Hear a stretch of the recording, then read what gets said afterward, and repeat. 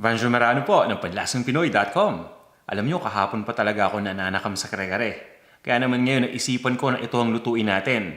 At ang version na gagawin natin ngayong araw na to ay tinatawag na pork kare-kare. Ito yung version kung saan gumagamit ng pata ng baboy.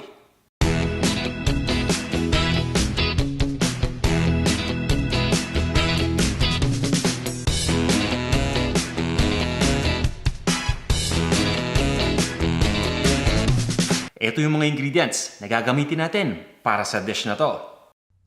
Ito yung pork. Ang gamit natin ay pata ng baboy, bok choy o pechay, sitaw, kailangan din natin ng talong, ng peanut butter, ng atswete. Ito naman yung cornstarch. Gagamit din tayo dito ng sibuyas, ng dinikdik na bawang, at ng bagoong alamang. At syempre pa, kailangan natin ditong gumamit ng Knorr pork cube. Bukod sa mga ingredients na to, kailangan din natin ng tubig, ng asin, ng ground black pepper, pati na rin ng mantika. At ito naman yung kumpletong listahan ng bawat ingredient, kasama ang sukat ng bawat isa.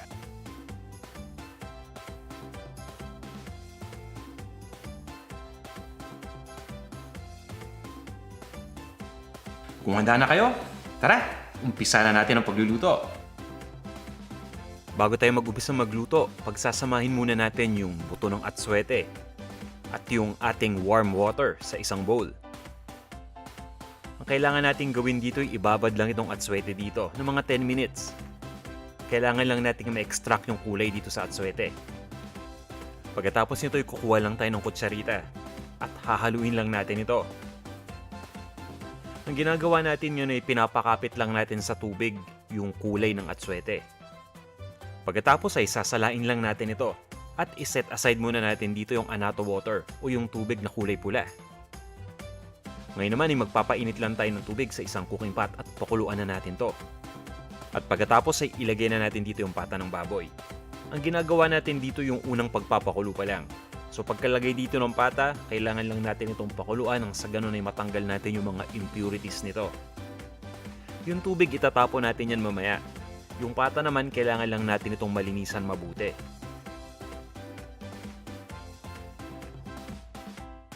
At para mas mabilis kumulo itong tubig dito, tatakpan lang natin itong cooking pot.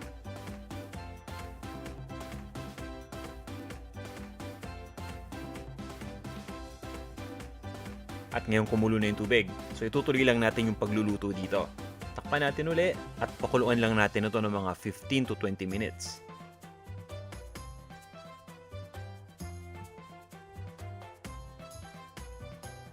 Sa puntong ito ay bahagyan na nating napakuluan yung pata. Nandito na tayo sa ating 20-minute mark.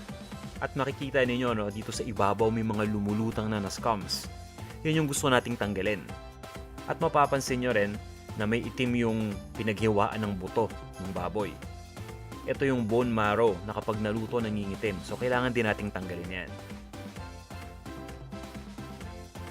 At pagkatapos ay tatanggalin lang natin dito yung baboy o yung pata.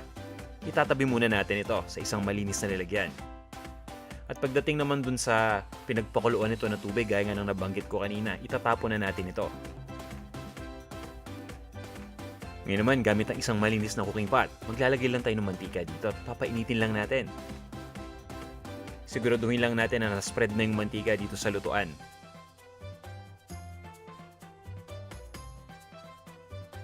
At sa oras na uminit na itong mantika, pwede na tayong mag-umpisa mag-isa. Unahin natin itong sibuyas. Sibuyas na dilaw na hiniwa ko lang ng maliliit na peraso. Igigisa ko lang ito ng mga 20 seconds.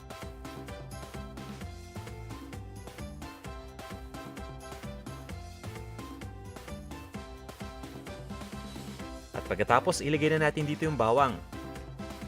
Ito yung bawang na dinikdik ko lang mabuti. Pwede ninyong hiwain pa ito ng maliliit na peraso kung gusto ninyo. Itutuloy lang natin ang pag-isa dito hanggang sa lumambot na yung sibuyas at maging light brown na ng konti yung kulay ng bawang.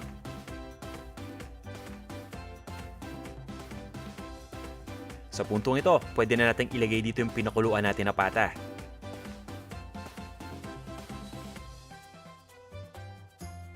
Ang kagandahan dito dahil pinakuluan na natin to kanina, natanggal na yung mga scums. Kaya mamaya kapag niluto natin ito, expect natin na wala ng scums na makikita dito.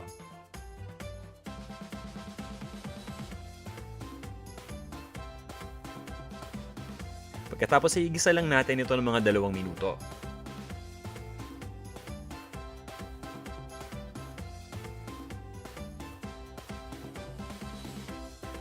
Mas maganda kung binabaliktad natin yung pata habang ginigisa nang sa ganun ay maging uniform o maging pantay yung pagkakaluto dito.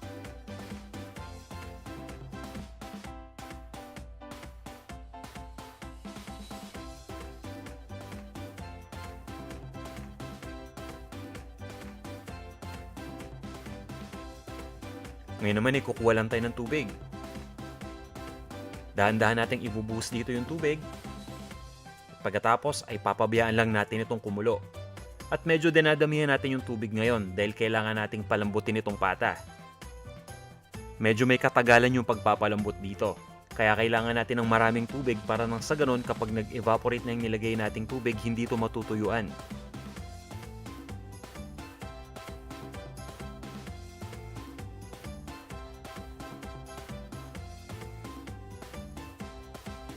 Yan, at ngayong kumulo na yung tubig. Ibig sabihin yan, pwede na nating i-adjust yung apoy.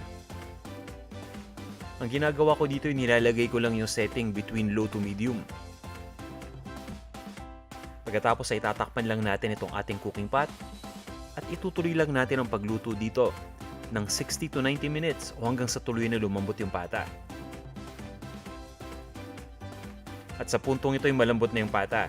Kung nagmamadali kayo, pwede rin kayong gumamit ng pressure cooker dito.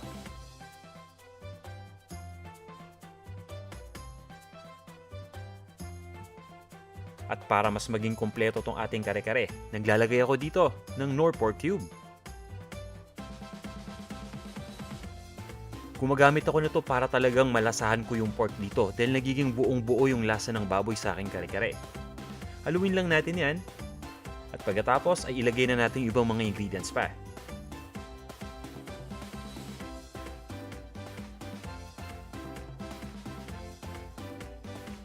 Pag sinabi natin kare-kare, kailangan dito ng mani. At ang gamit nating ingredient ay ang peanut butter. Ilagay lang natin dito yung peanut butter at pabayaan lang natin itong matunaw. Pagkatapos ay haluin lang natin itong mabuti hanggang sa tuluyan na itong mag-dilute dito sa tubig. Sa puntong ito, itatakpan lang natin itong cooking pot. Ituloy lang natin ang pagluto sa medium heat ng 10 minuto. At makalipas ang 10 minuto, ilagay na natin yung pampakulay.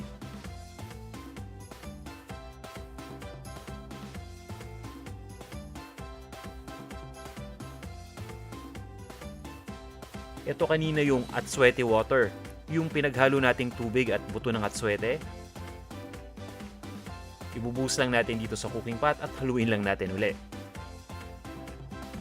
Ngayon ay tutuloy lang natin ang pagluto dito ng mga 5 hanggang 8 minuto pa o hanggang sa mag-reduce lang ng konti yung sauce. Pagkatapos ay kukunin na natin yung cornstarch at maghahalo lang tayo dito ng mga 1/4 cup ng malamig na tubig. Pagkatapos ay ibubuhos na natin yung mixture ng cornstarch at ng tubig dito sa ating kare-kare. Ang ginagawa nito ay pinapalapot nito yung sauce ng kare-kare. Haluin lang natin ito at maya-maya lang mapapansin niyo na unti-unti nang lumalapot yung sauce. Lutuin lang natin ito ng mga 5 minuto pa.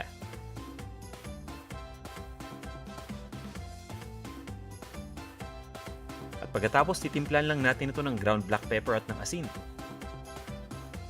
Pagdating sa asin, konti lang ang ilalagay natin dahil meron naman tayong bagoong mamaya na pwede nating ilagay dito kapag kakainin na natin yung kare-kare. Haluin lang natin itong mabuti. At pagkatapos ay ihanda na natin yung mga gulay. Ito na yung talong. At isunod na nating ilagay dito yung sitaw o yung snake beans.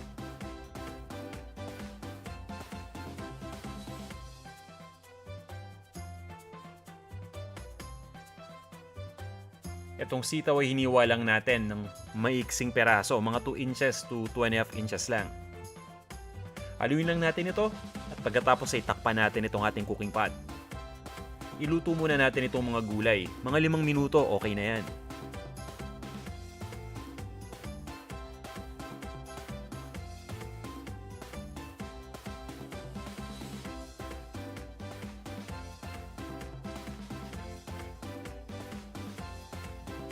At ngayon naman, ilagay na natin dito yung baby bok choy o yung pechay.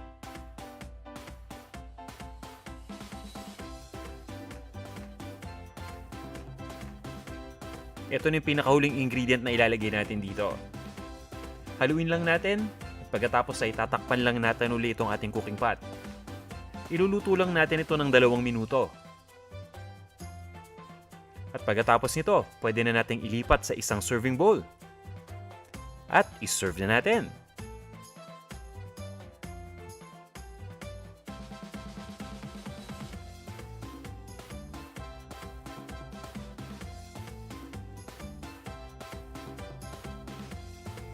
Ito na ang ating pork kare-kare.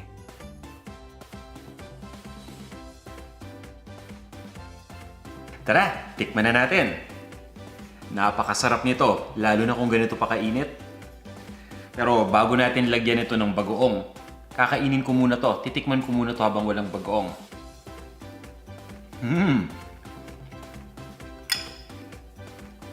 Yan ang kare-kare. Ang sarap, napakalasa. Pagkatapos dagdagan pa natin ng bagoong. Panalong-panalo talaga. Kaya sana subukan niyo itong ating recipe. Ngayon naman mag-greetings muna tayo.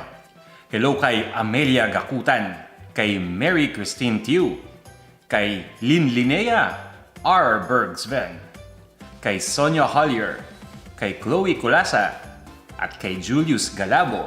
Hello rin sa'yo, Tessa Belia, at kay Sal Borromeo. Hi rin Mea Adelgado, at kay Karen Garcia, Christine Shane, Miriam Sabangan, at Raylay G. Hello sa inyo. Hi rin kay Shayna Polistico, kay Norm, kay Jonas Palye.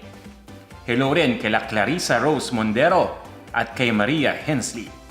Maraming salamat sa inyo sa lagi ninyong pag-comment dito sa ating mga video. At sa inyo ding walang sawa na panonood. Sana ituloy nyo lang yung panonood ninyo at marami pa tayong recipe na i-upload dito sa Panlasang Pinoy. At kung nagustuhan nyo tong ating video ngayon na pork kare-kare, sana huwag nyong kalimutang i-like ha. Kung hindi pa kayo nagsasubscribe, iniimbitahan ko kayo na mag-subscribe dito sa ating Panlasang Pinoy YouTube channel. At i-follow nyo rin ako sa Instagram at Panlasang Pinoy. Magkita-kita tayo sa ating susunod na video. Maraming salamat ulit.